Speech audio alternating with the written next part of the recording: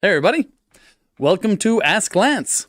This is where I answer questions from the fans, from the chat, whatever it is. We also brought some of the most common questions I get asked at schools and other public presentations.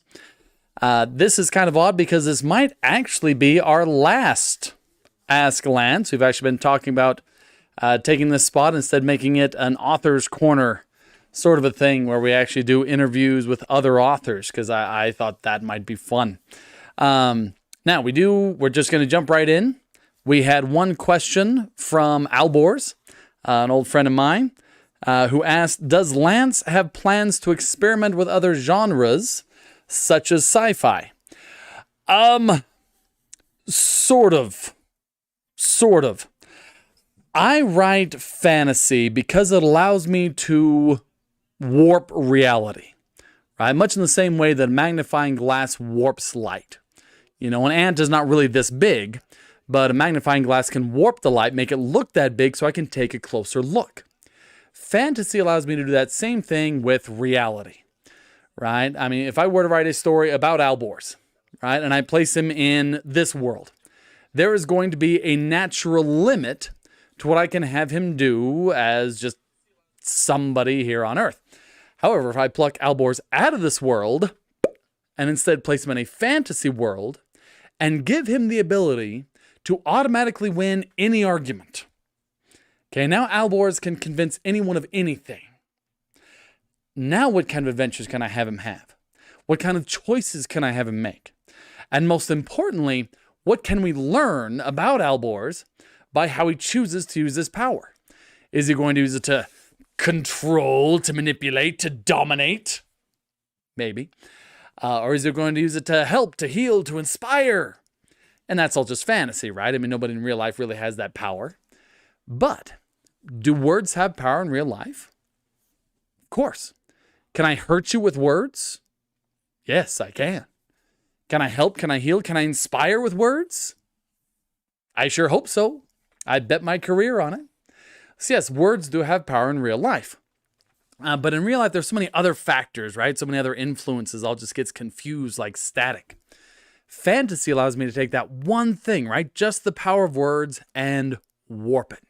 Make it large in life and kind of explore how people choose to use this power. And so that's why I focus so much on fantasy. I've often said that science fiction looks outward, right? It's about what is possible. And I actually really do enjoy that. But fantasy looks inward, right? It's about human nature. It's about who we are. It's about why we make the choices that we do. And I've always really enjoyed those kinds of explorations. Now, that being said, I do have temptations to go into other genres, most notably either sci-fi or history. Sci-fi because there is a lot of that same creative exploration, but without giving too much away, there's already kind of a sci-fi element in my fantasy books. When all these come together, when the final historian tale comes out, most notably when the Soulless King series is done, you'll actually see kind of the scientific basis in what was going on, because I actually really love that stuff. Like, how could magic and all these things be real? And so, yeah, there's already more science fiction in it than you might think. The other one, history. I've always loved history. I think anyone watching this already knows that. But I kind of was able to scratch that itch with video, right? We did Word of the Day. We're now doing Story Stream and these live streams. And so I get to talk about history all I want. And so the urge to actually write a book about history or historical fiction has frankly kind of faded. So I don't know that I'll ever write anything actually historical, but I will absolutely continue doing it in my videos and everything like that. For those who might just be joining us, be sure to put your questions in the chat. And we'll go ahead and jump into one of the most commonly asked questions. This one, which I've always found a little bit odd to ask an author, but it is one that I never get to answer fully. And that is, what is your favorite movie? My favorite movie is Bahubali, 1 and 2. Now, a whole bunch of you probably just went, what was that? And there might even be some of you who are like, okay, sounds good, we'll try it. Let me say right now, don't do it. Okay? Do not start with Bahubali. Okay? You need to get used to that medium of storytelling first. It's an Indian film, and they do things a little bit differently, right? It's a different medium. For instance, if someone were to ask you, like, oh, I'd like to start watching some anime, and you're like, cool, start with Attack on Titan. No, you are going to hurt that person, right? You gotta ease them into it, right? You start with The Last Airbender, right? That's everybody's gateway anime. So, same thing with Bahubali. You can't just start with that one. You kind of got to get used to the format. And so I'm actually going to take a second and talk about... oh, we have a comment from Mike. Jai Mahishmati. Yes, that is a quote from the movie. And heck yeah. I was actually with Mike. We went and saw Bahubali 2 in theaters. They actually showed it in American theaters, and it was transcendent. It was absolutely the best movie-going experience I have ever had, bar none. That will always be a warm memory. But once again, don't start with Bahubali. But I will tell you how to get started. So, without any further ado, this is Lance Conrad's Beginner's Guide to Bollywood Movies. Okay? First things first, there are some key differences in how they go about making movies. Three key differences as I see it. First of all, length. When they go to watch a movie, they want to get their money's worth. Okay? So the average Bollywood movie is around 3 hours long. So, bring plenty of popcorn, I guess what I'm saying. Second one, music. Music and dancing. I believe that culture considers the musical to be the pinnacle of entertainment, and man, they leaned into that hard, right? There is no revenge drama or action movie so gritty that it wouldn't be helped by a little bit of song and dance and a big group number. So that's another thing. If you start down this road, be prepared for a lot of song and dance numbers. Just enjoy it. Third thing, realism. They aren't into it. If you imagine watching an American film where the hero does something totally unrealistic, like, oh, dude, he never would have survived that fall, right? And you hear those people. Bollywood just rejects that kind of realism. In one film called Bang Bang, you have a hero where you have the girl swimming away, and here come villains on motorboats. And the hero, played by Hrithik Roshan, a man with more abs than I have toes, erupts from the water on 2 jets on his feet, firing 2 guns with pinpoint accuracy, and then he just dolphins away. Just to pop up and shoot more bad guys. And they are completely fine with that. So yes, it's going to be a long movie. There's going to be a lot of music and dancing, and don't get all carried away with whether or not it's going to be realistic. The first Bollywood movie you should watch is Rob Nibbana Di Jyoti. That is your gateway Bollywood movie. It stars Shah Rukh Khan, who is arguably the biggest movie star on the planet, over 3 billion fans. Okay, it's about 10 times the entire population of the United States. And you have this girl who is set to be wed. Okay, it's a love marriage. She's in love with this guy. Bus crashes. He and his whole family die. This is within the first 5 minutes of the film. The shock of that puts her father, her last surviving relative, into a heart attack. And right before he dies, he says, I will not be able to rest without knowing that someone is looking after you. Will you please marry this nerd loser student that I had once upon a time who has a stable job and house and everything? And she's so heartbroken. She's like, sure, why not? Life is stupid. Love is dead. And so they get married. And she says, I want you to know, I'll help out around here, whatever, but this is not any sort of real marriage. And he's like, oh yeah, no, completely fine. Exactly what I was going to say. Meanwhile, internally, he's like, I love you so much. So she signs up for this dance competition, and he dresses up as a moron to go and spend time with her. So it's a nerd dressing up as a moron to spend time with his wife. And as ridiculous as that sounds, it works. And then it works too well because she actually starts to like him. And then he's like, she likes me. And then he has to realize, oh no, my wife is being unfaithful, right? She's falling for this other man who is also me. So the whole thing is a little bit bizarre, but it is aggressively charming. So that is the one you should start with. Then you can watch a couple others before you reach Bahubali. Some honorable mentions. There's one called Bajrangi Bhaijaan. And I apologize, by the way, to any Hindi speakers in the audience. My pronunciation is undoubtedly terrible. But Bajrangi Bhaijaan, this would be a great one for anyone dating out there who is seeing whether it's going to be a good fit for this person.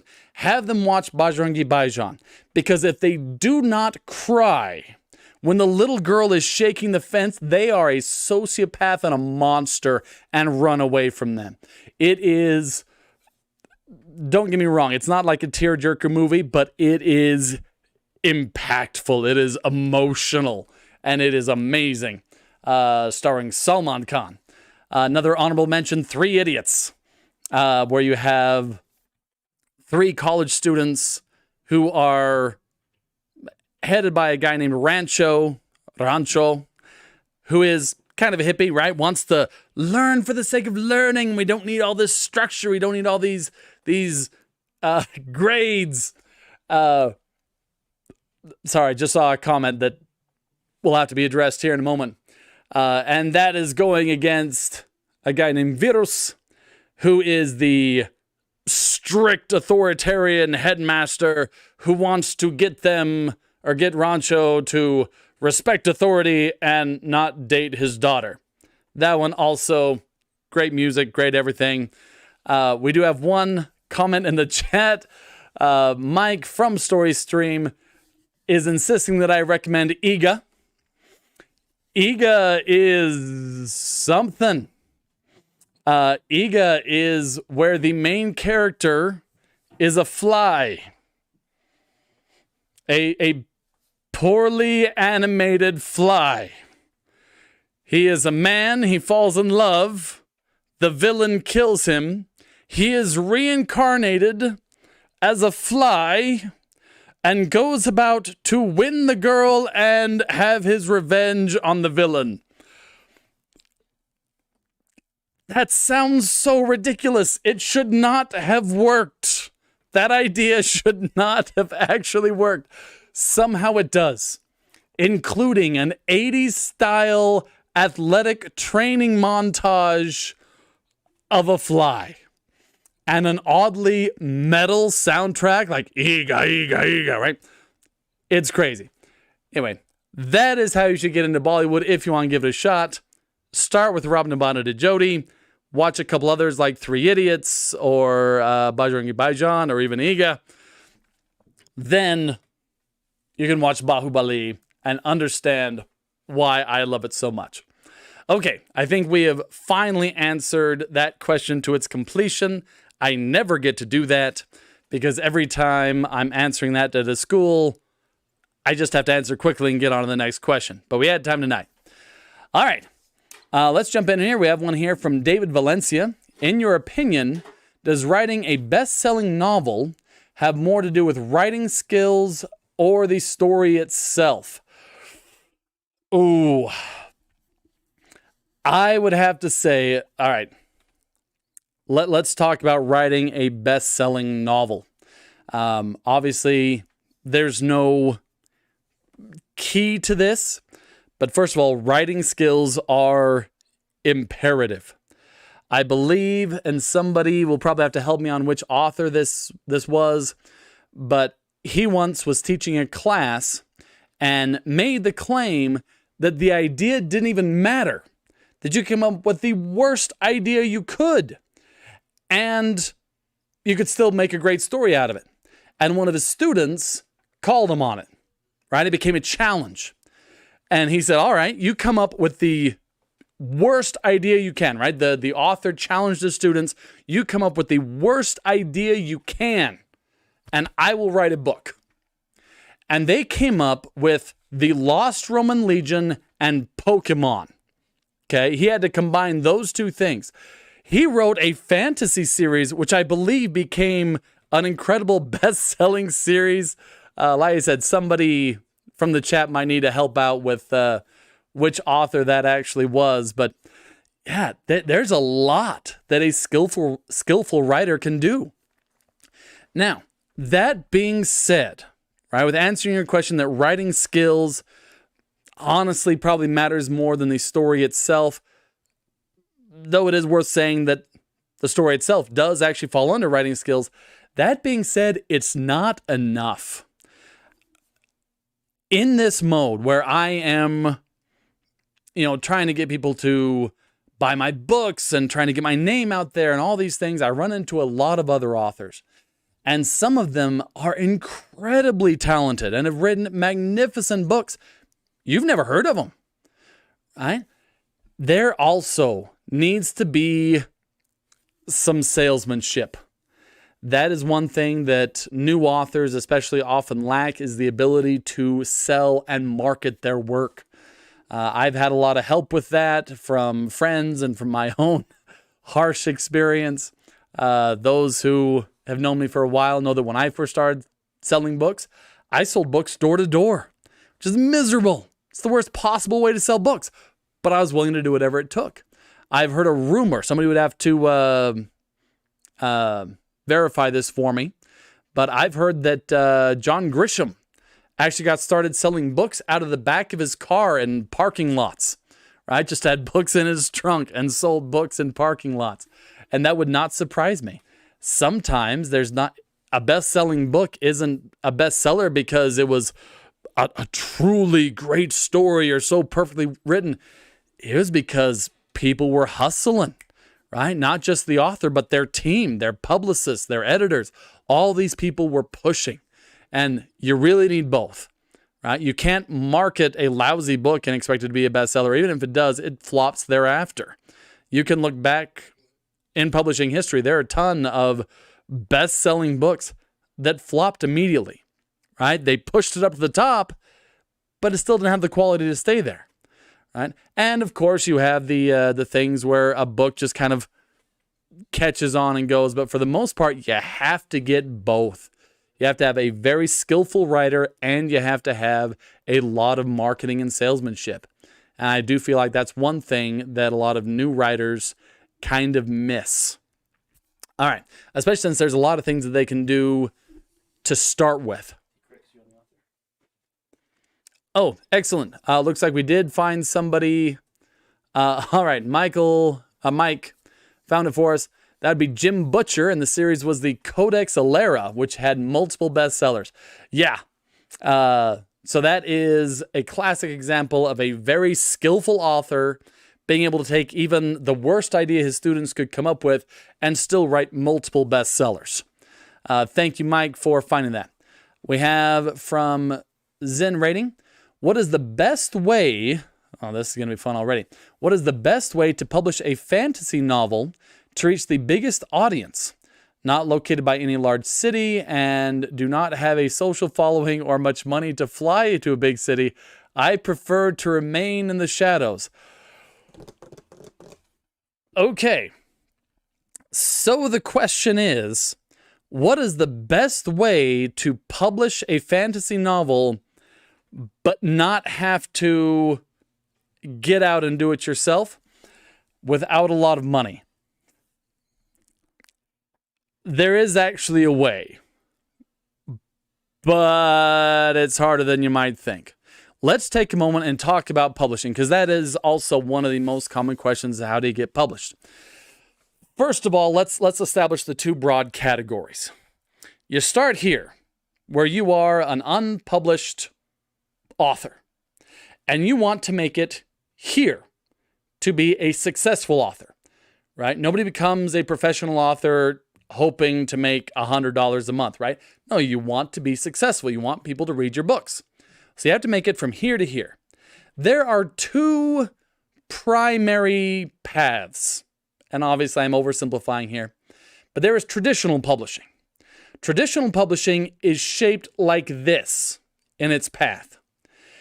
The beginning is very, very steep. It's very difficult, and most people give up there because there is a lot of rejection, right? This is you competing with millions of other writers, other hopeful authors, also very talented, also very driven, to try to get those few publishing spots, right? All competing for the same agents, same publishers, and it's very difficult, and there is a lot of rejection.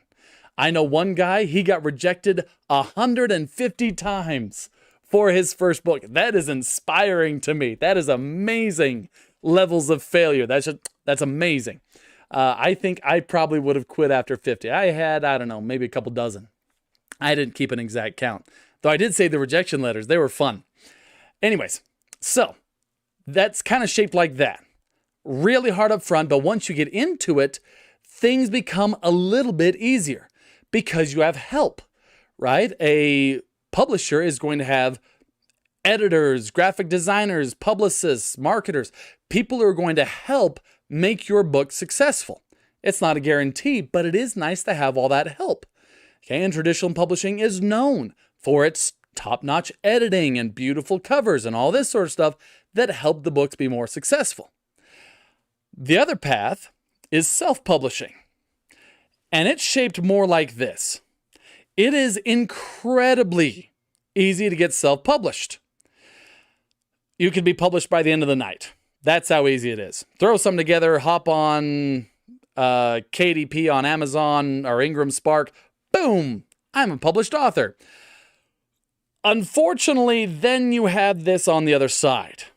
Very easy to get into, very difficult to succeed because there's no help.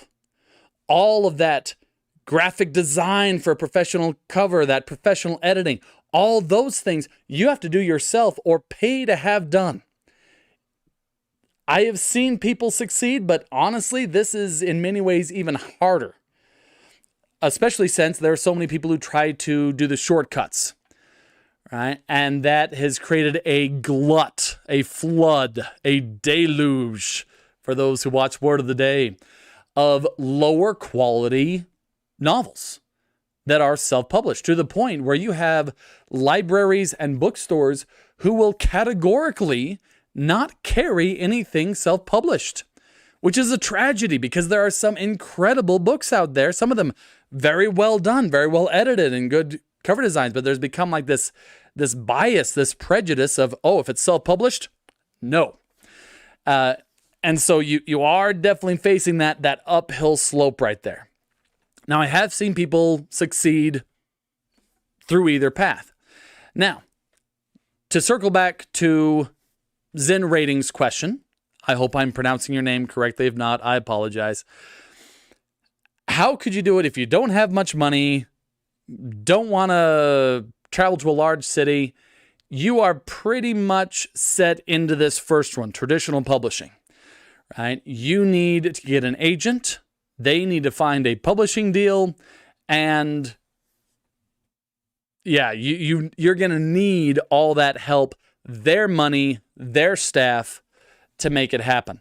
But honestly, even then, even with all that help, the most successful authors are the ones who take personal responsibility, those who go out there and learn how to speak, how to come out of the shadows, right? What you are describing is a beautiful fantasy that you can just sit back and write books and the world will welcome them and you can stay in the shadows. I think actually most authors feel that way at the beginning because, let's be honest, it's one of the reasons why we're authors, right? We're not extroverts, we're introverts.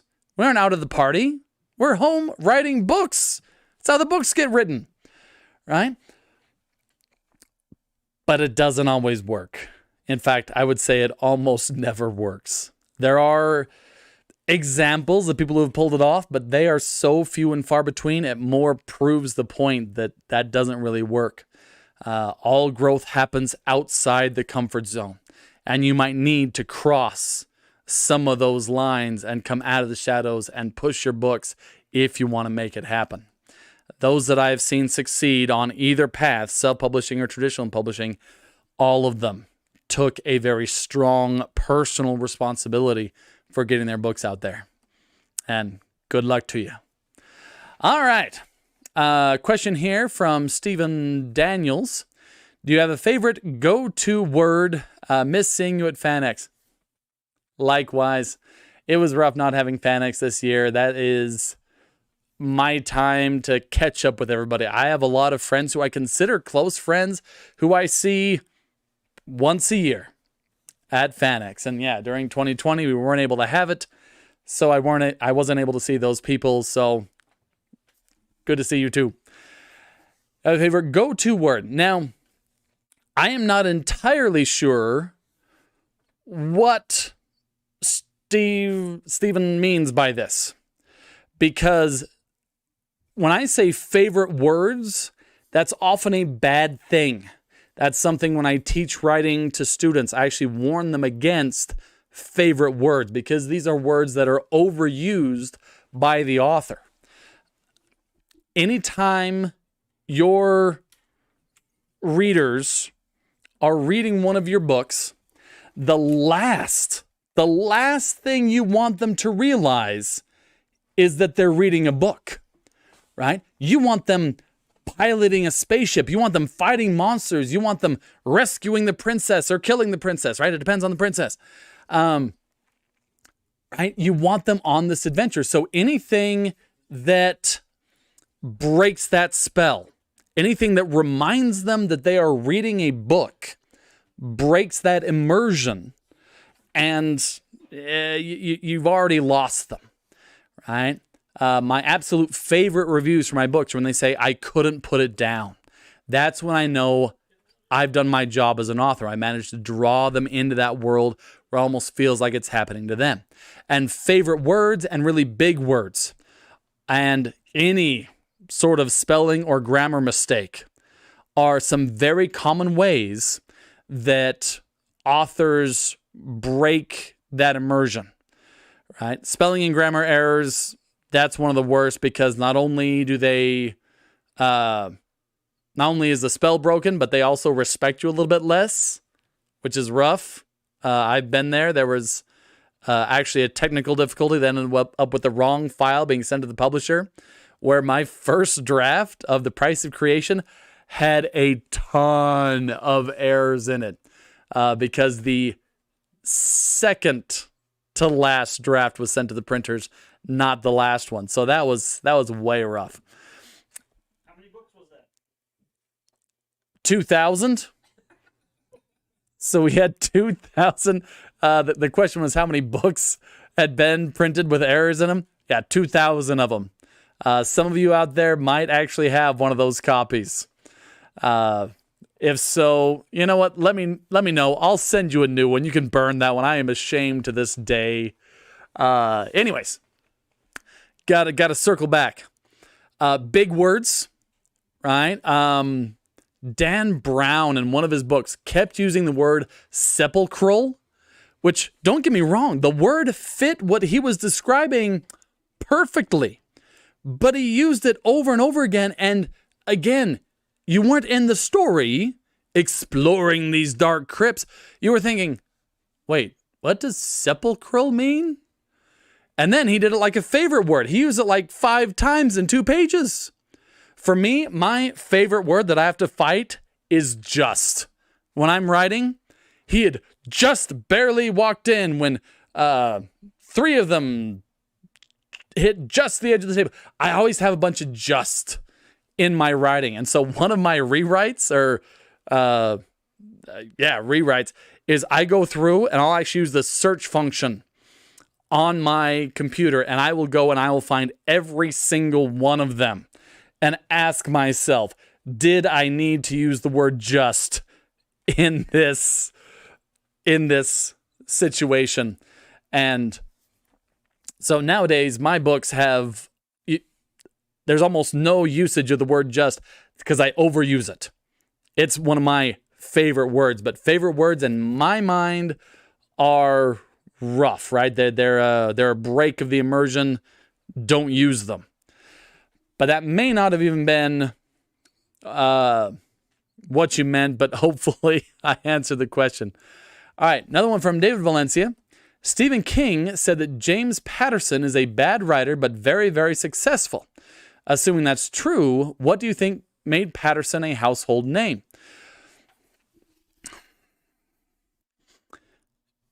Here's the thing. I have known many bad writers who were still very successful. And that often drives people crazy who are incredibly good writers and struggle to get anybody to read their books. I have to say before I start into this, I have not actually read much of James Patterson, so I can't offer a very thorough analysis. But I will say, readers will forgive a lot, and I mean a lot, in return for a good, compelling character. I said I haven't read many of James Patterson's books, but judging off of popularity alone, I bet if I were to pick up one of his books, I would find a character in there that people could relate to very strongly. And it's amazing how much readers will forgive if they feel connected to these characters. I think one of the best examples ever was Harry Potter. Right? The magic of that story was not magic, right? There was no real new material explored there. It was just people waving wands and speaking Latin, right? That wasn't new. Cinderella had done that, right? No, the real magic was when she took this sweet little boy and beat the crap out of him, right? Here's a good kid, never hurt anybody. Let's kill his parents. Let's give him a scar on his forehead. Let's put him in a tiny closet underneath the stairs. Let's give him a cousin who bullies him all the time. That's good stuff. People related to that. And they were cheering for him. They wanted him to win. And so when there were plot holes or repetitive things or things that didn't make sense, people didn't care. They didn't care that time travel was introduced and then never brought up before or after. No one cared. They wanted to know if Harry was going to make it, if Ron and Hermione were going to, get together. All these different things, right? We cared about the characters, and so yeah. Without even reading one of Patterson's books, if he was someone who wasn't a good writer but was still very successful, I bet he figured out compelling characters, and it's amazing how much you can get away with if you figure that out. Okay. We have an example from Michael Forsyth of people using favorite words or phrases that kind of break you out of the spell. It says Robert Jordan constantly wrote, folded her arms under her breasts, and it was infuriating by the time he got to book 10 or so. I remember that. I remember the Wheel of Time series. And yeah, anytime any woman, I think all the women, about half the men, any time that they weren't actively fighting or speaking or anything, they folded their arms under their breasts. And it was deeply annoying. And that was a classic example of favorite words, or in this case, a favorite phrase. Anyways, let's see. Mike also says I have one of the misprints with the upside down pages. That was so weird. We actually had another one. Once again, the publishing industry is kind of weird, and sometimes there are misprints. For some reason, for reasons I will never understand, all of my misprints happened to this book. I have written 6 books. This is the one where all the misprints happen. There was the first one, right? Where they'd sent, that one was the publisher's fault. They'd sent the wrong file to the printers, and so we had grammar and spelling errors. That was deeply, deeply embarrassing. I'm surprised I even made it as far as I did. My career could have ended right there. There was another time when you had a signature. Signature are the little groups of pages. Books are put together in groups, usually about 16 or 32 pages, called signatures. And one of those was flipped upside down. Okay. And then we also had one in this printing that I have to check for now every single time I sign one of these books. If you ever see me sign one of these in person, I'll go like this. I'm checking for a misprint in this run. Because about 1 in every 100 books or so, you get to page 100 and I think 97. And all of a sudden, it's not the price of creation anymore. It is the price of loyalty. Somehow, and to this day, I do not understand how that happened, but they got pages from the price of loyalty stuck into price of creation books. And that's the print run that we're on right now. And so every time I sign one of those, yeah, you'll see me do this. I'll give a quick little check and make sure it actually has the price of creation in it and not the price of loyalty. So that's just a little behind the scenes look at some of the foibles. Let's see. From Stephen Daniels. Steph Myers used murmured a lot. Yeah. One of the worst ones, because it's so incredibly common and people don't notice. We don't see this word. And so a lot of times people don't even notice until the audiobook comes out. This was one librarian friend of mine said they saw it in the Hunger Games, right? So this is an incredibly popular book, bestseller, made into movies, everything. Had read it multiple times with her husband. And then they put in an audiobook. And turns out the person said, or the author wrote, said all the time.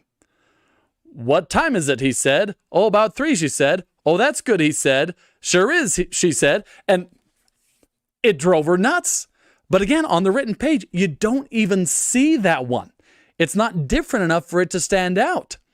But yeah, sometimes in the audiobook, that's why I have started. I probably just have to apologize for some of my earlier books. But now one of my rewrites or one of my edits is actually going through and reading it out loud. Because I have caught things that looked completely fine until you hear it out loud. Makes me understand Mark Twain a little bit more. One of the stories about Mark Twain is that he would write during the day, and then in the evening he would get children, neighborhood children or grandkids or whatever, and he would read them what he had written that day. And if they didn't understand it, he'd go back and change it. Now, for the most part, I use that story as a lesson about what we were talking about earlier, right? A good flow, not using big words. Make it so easy to understand that the reader can get immersed in it. But I also now understand the value of reading something out loud, because you really do understand it a lot better and say, oh, wait, that's not what I meant to say. And yeah, it just doesn't flow. If you want to go one step farther, if you ever just want to feel brutalized mentally, while you're editing your book, have someone else read it to you out loud. That can sometimes just get embarrassing. Anyways, we will check real quick for any other questions. Looks like we don't have anything for the moment. So we'll go back to one of our list of most commonly asked questions. How do you make a character interesting but believable? I'll clue you in. I chose that one because of what we were just talking about. I have always believed that the closer you can get to real life, the better people will be able to connect to your story. Even when it's fantasy, even when it's sci-fi or anything like that, there still has to be that thread of humanity that people can connect with. And so if we talk about how to make a character interesting, it is pretty much the same idea of what makes a person interesting. So let's talk about an interesting person. You can just picture an interesting person that you know. They have between 1, 2, maybe sometimes 3, but it's usually 1 or 2. They have 1 or 2 things that they can do better than most people. Something that makes them stand out, right? They can juggle. They can ride a bike faster than most people. They can speak better than most people. Sometimes it's a little bit less tangible, right? They are kinder than most people, or they are more angry than most people, but they've got something, 1 or 2 things that they can do better than most people. Okay? Makes for a very interesting person. And then you don't have to seek for this, but there's one flaw, often a critical flaw, something that keeps them from reaching their full potential. Okay? Not too many flaws, or it all starts to just fall apart. Though you can have new flaws introduced, right? As you go through your story, they might resolve some and come up with others. You see that oftentimes on revenge things, right? The first thing that they have to overcome is their weakness. But by the time they've overcome their weakness, now they've developed an anger problem, right? And so you can develop new flaws as the character progresses through their arc.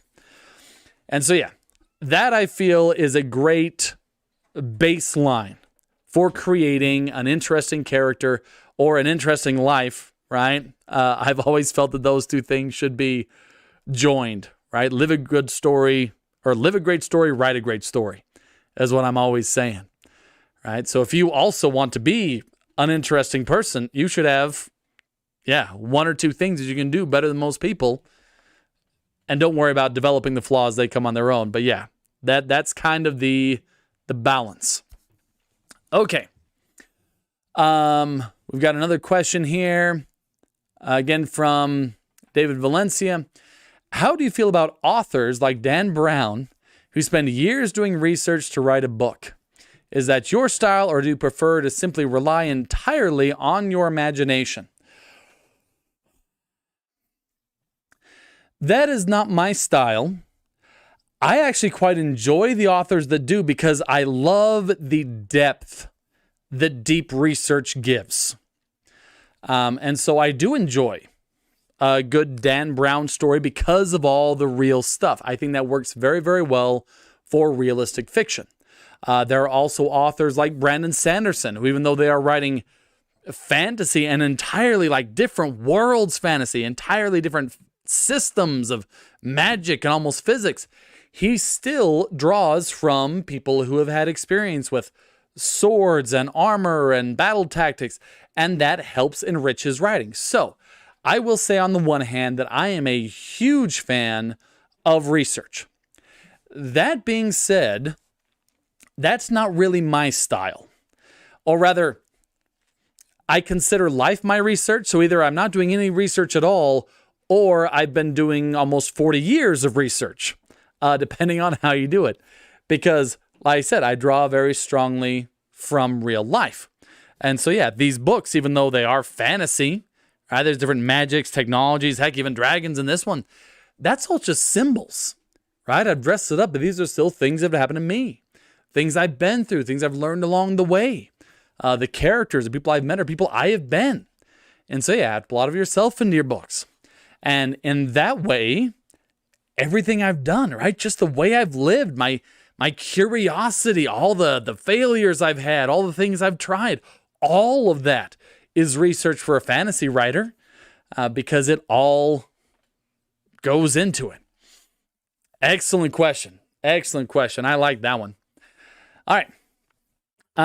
Let's take another one from the most commonly asked questions. Oh, here is one. Are you an extrovert? We actually talked about this earlier with Zen Rating, who was asking about whether or not you can stay kind of in the shadows. And to be clear, I make my living, I do most of my promotion through public speaking. I'm standing in front of crowds, auditoriums when it's not pandemic times. And so a lot of times people assume that I am an extrovert. I am not. In fact, I don't think I really spoke to people outside my family until I was 20. You would not recognize who I was when I was younger versus what I am now.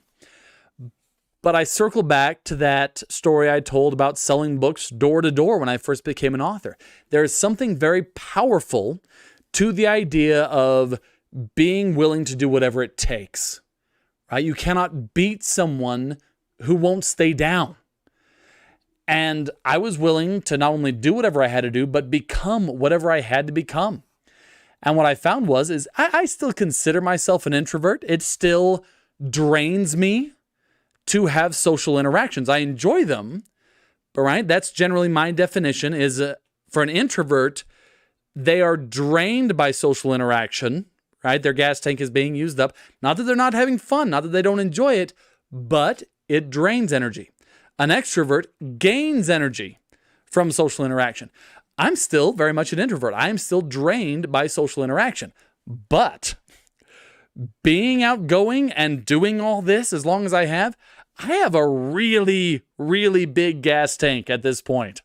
I can be in front of a crowd 8 hours a day, right? I've done that with like middle schools and high schools where you're going through multiple presentations and then a book club in the library afterwards, where I'm around people all day. I can take it now. It's just the law of progression. You start doing something and it becomes easier to do and you keep doing it. And so, yeah, I still consider myself an introvert, even though I'm able to be very outgoing for almost an entire day. I still need to recharge a little bit when I get home at night, but it's not about how you were born. It's about what you choose to be, right? I feel like I was very much born an introvert, but that doesn't mean that's what I have to be. Anyways, Stephen Daniels commented, high functioning introvert. Yeah. David Valencia asked, most important question of the night, DC or Marvel?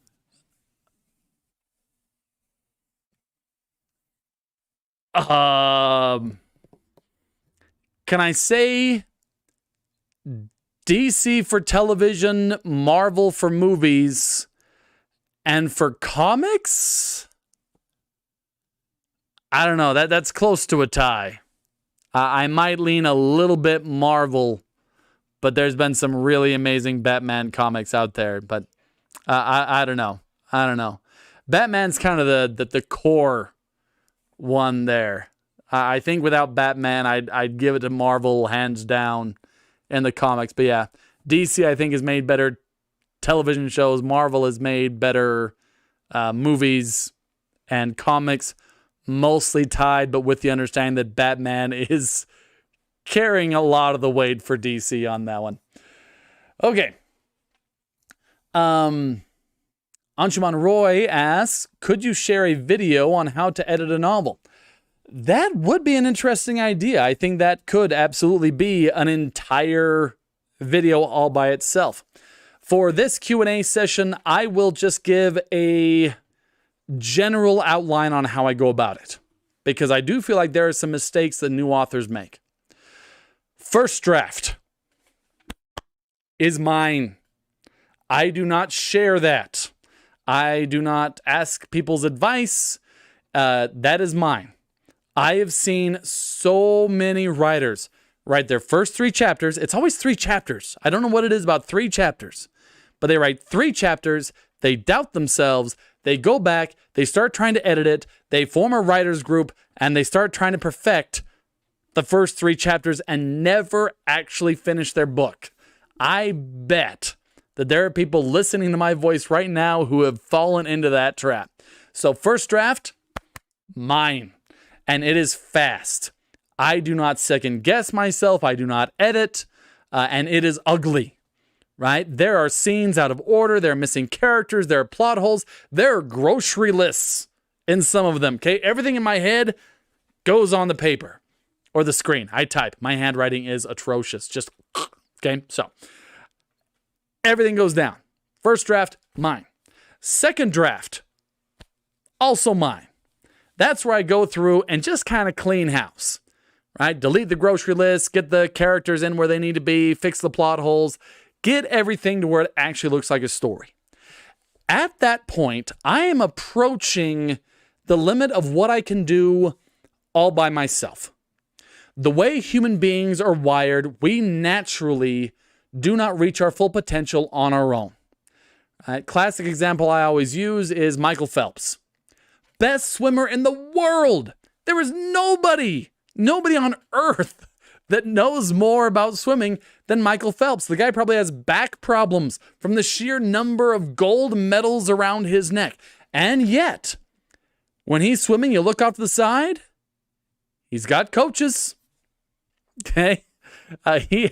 We all need a little feedback. We all need a little push. So, third draft, that is about the alpha readers.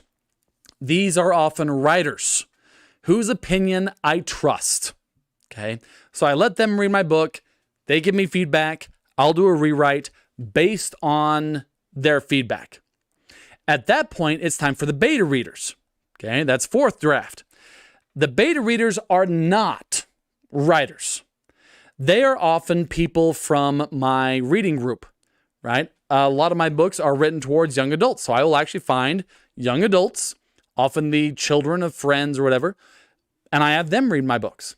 Because really, that's the ultimate one. It doesn't matter if all the writers and all the critics are impressed with me.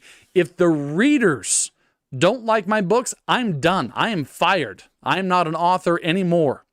An author works for the readers. That is the ultimate boss. And so I absolutely have one where I run it by the readers. And so there's a rewrite based on that.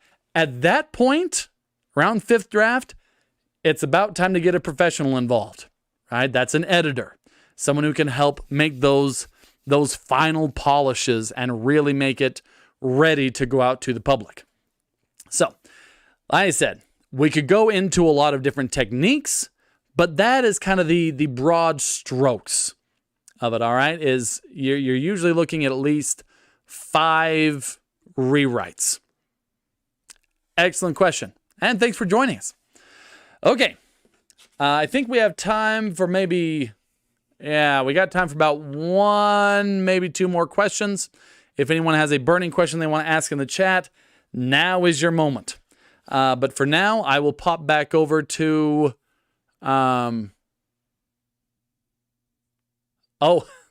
okay. We had somebody jump in from India. We were just talking about Indian cinema earlier in this. This was fun. How to overcome the first line frenzy. I'm going to assume that you are talking about this obsession that writers have with either getting the first line perfect or that writer's block that comes from staring at a blank page or a blank page on the screen. And people are just paralyzed by this writer's block caused by this desire for perfection. For you, I have some very strange sounding advice. Ready for it? Give up. Now, I do not mean give up on writing. Far from it. I mean give up on the idea of trying to be perfect. It's not going to be perfect the first time through. It's not even supposed to be. I've often said that if your first draft looks good, you did it wrong. Okay? You just jump in. If you can't think about what to write, write something else. Jump into a scene in the middle. Write the recipe for biscuits. I don't care. Just write something. Just something to get things going. And you might say, oh, does that get easier? A little, but this is the price of survival. This was the 5th book that I wrote.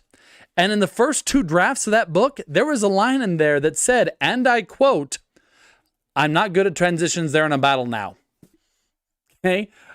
I was stuck. I had characters in this situation, needed to get them to this situation, didn't know how to transition the two, but it was never going to be worth my time staring at a blank screen trying to come up with a great idea. That's like trying to become a great basketball player by holding a basketball and thinking about shooting it. Is that going to work? Is that ever going to work? No. Shoot it. Miss. Go get it. Try it again 1,000 times over. Writing is much the same way, right? I wasn't going to sit there staring at a blank screen. I said, I'm not good at transitions. They're in a battle now. And the burning fires, the magnesium lit up the sky like noonday, right? And away I go. And that's what you got to do sometimes is just jump in. And it wasn't until my 3rd draft on that book that I had my great idea on how to transition. And it was beautiful. It was one of my better transitions. But I wasn't going to get that idea staring at the blank screen. So yeah, this first line frenzy, again, if I understood your question correctly, is you just write. If you don't have a perfect first line, start with your second line. Come back for it. That's what rewrites are for, right? Don't tie yourself into knots trying to come up with perfection on your first try.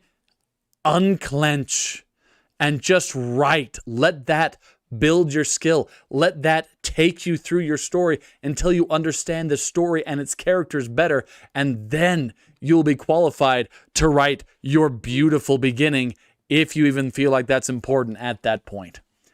Excellent question. We're going to try to answer 1, maybe 2 more questions. From David Valencia. Do authors see each other as a competition, or is there a sense of camaraderie? It depends on the author. Now, to be clear, there's probably a lot less interaction than you might think. I do run into actually quite a few authors, but generally when I run into other authors, we are at events, right? Conventions, conferences, literacy nights, things like that. And when we're there, we aren't actually there to talk to each other. Right? We're there to talk to our fans. So I'm there with my fans. They're there with their fans. It's just kind of like a, hey, from across the room. And that's often all the interaction you get. Now, on another live stream, I think I actually talked about meeting Christopher Paolini on accident. And we actually hung out for about half an hour, arm wrestled. I can tell you, we did not see each other as competition. If anything, we kind of had sort of the same thing going on where we'd gone around and spoken at schools, and that was kind of our start and everything. And so, yeah, that absolutely was a lot of camaraderie. However, that being said, I do know of authors who do feel that competition. And a lot of times, those are the ones who aren't very confident in their own writing. They feel like someone else has to lose for them to succeed. I want to tell all of you, that's not true. There's plenty out there. There are even writers out there who don't even compete on a large scale. They focus on a niche. One of my very good friends, David Van Dyke, amazing sci-fi author. He focuses very specifically on military tech sci-fi. Okay. It is a niche thing. It probably isn't for everybody, but for those who enjoy it, they'll buy everything he's got. So sometimes it's not even about competing with the Brandon Sanderson or the Stephen King or whatever. It's just about finding the people who want to read your type of book. And you know what? There's plenty out there. And so, yeah, there's no need to have all of this competition. All right. we are out of time, and I'm really glad that we were able to have this. We had a lot of questions this time. It was a lot of fun. Join us next week. Next week, I'm going to be here with Mike. He's the other reader for Word of the Day. And we're going to be talking about dirigibles, aerostats, airships. It's going to be a lot of fun. There is so much history there, and it is fascinating how different our world might have been. So, same time, same place, next week. That's going to be 6:30 p.m. Mountain Standard Time. And yes, join us. Remember to like, comment, most of all, subscribe so you don't miss it next time. And it was so great seeing everybody. Appreciate you. Take care.